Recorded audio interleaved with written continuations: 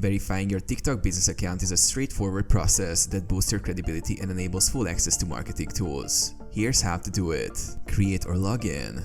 First, you need a TikTok business account. If you don't have one, go to the TikTok website or app and sign up as a business. If you already have an account, simply log in. Switch to a business account. If you have a personal TikTok account, go to the account settings and switch to a business profile under account, switch to business account. Business information. Provide detailed information about your business, including your business name, category, website, and contact details. Verify your email and phone number. TikTok will require you to verify your email and phone number. This step ensures you're reachable and that your business account is legitimate.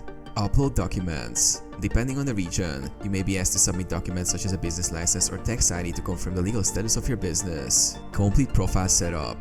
Fill out your profile completely, including your business logo, description, and a link to your website or e-commerce platform. Wait for review.